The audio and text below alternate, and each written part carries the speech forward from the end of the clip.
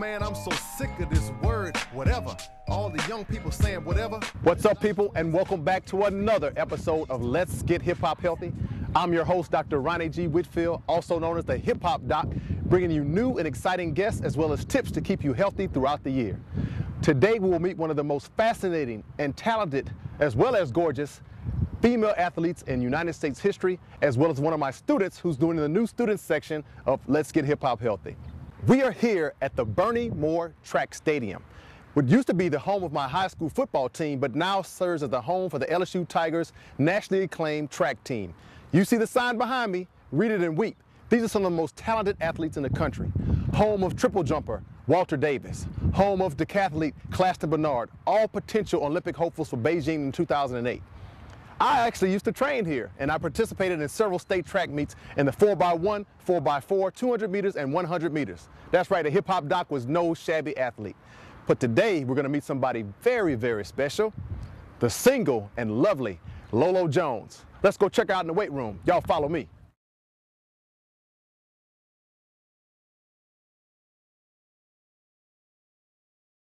So please welcome the lovely Lolo Jones. Lolo, thank you so much for being here. Look, I'm about jumping into the hard questions right off.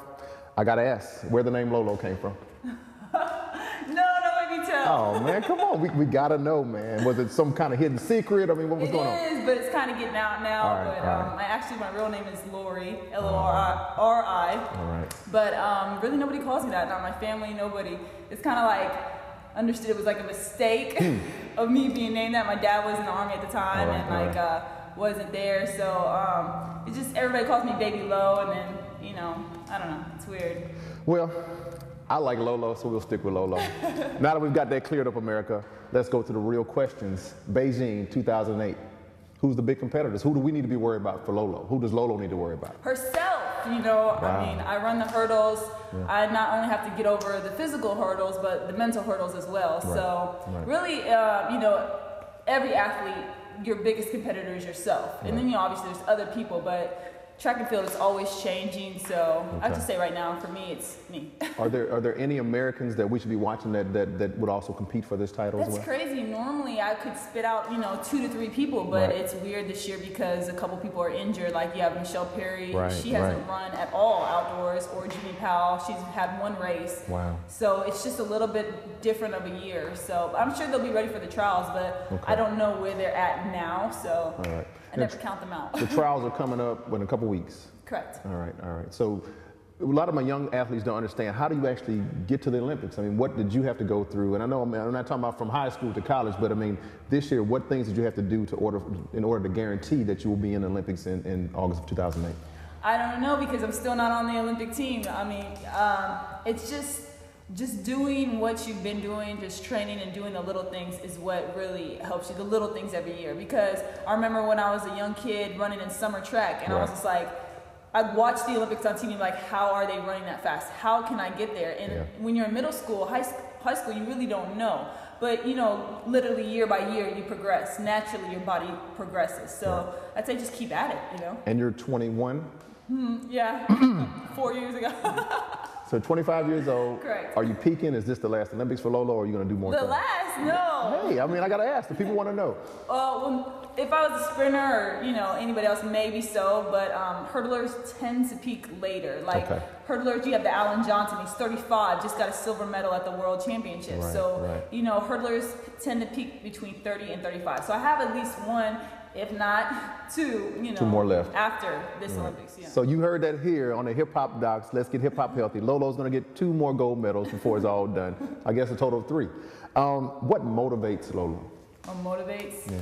Actually, that's, well, God, obviously, but I think just, you know, God works through failures. I can't even say that. That's all right. That's all, because you can't say the word failure. Failure does not exist in this house. But I just say, like, defeats, when you fall down, you know, just picking yourself back up again. It's very hard, but I mean, those things really build you as a person, and the storms you go through really help you for your victory afterwards. And I remember 4 years ago, my last Olympic trials, and I did not make the team. I didn't even make the final of the team. And now I'm sitting at this Olympic trials. I'm one of the favorites to go in. I'm one of the favorites to go to Beijing and win a gold medal. So it's just like, picking yourself up and learning from your mistakes. It's just, that's what motivates me. What's an average day like in the day of Lolo? And I'm talking specifically a day of training. Well, train about 2 to 4 hours a day, and then watch TV the rest of the time. What's your favorite show? Okay, I thought you were serious. Like, what's your favorite show? You take me somewhere else. So, I mean, you get up at 5 o'clock? 11 o'clock. Oh, man. Not the champion? I'm not a role model. We better skip this question. All right, we'll skip over. It's not going to inspire anybody. I was expecting a 6 o'clock wake up, you know, train all morning, go to the donate some stuff at time, and then, man. Wait, I do that though. I do donate my time for an after-school program, helping kids, you know, have something to do after school. But wonderful. You know, I mean, training just beats you. So, like after I train, I normally 2 to 4 hours, take a little nap, you know, food, all that. You're surprised at where your hours go. Well, and that's important. As a hip hop doc, I always speak to young people about health and nutrition. And overtraining is something that I commonly see in my weekend warriors as well as some of my more elite athletes.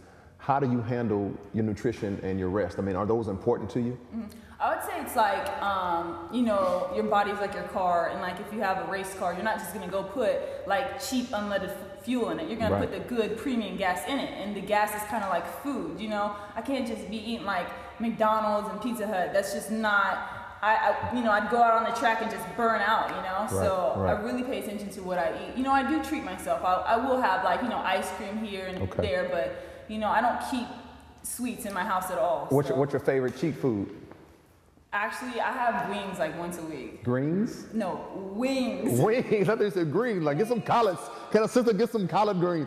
So what kind of teriyaki, barbecue? Hot. And I'm trying to go for that record. They got so I think the record right now is a girl has eaten like 60 wings. So in the off season, I'm going to gear up for that. All right. I want to be at that event. I will actually coach you through that. I think I can help her eat the most wings. Are you considered now pro or amateur? You graduated from LSU in 2005. I think, what did you get your degree in? Economics and Spanish. Woo! Yeah. ¿Cómo estás, señor?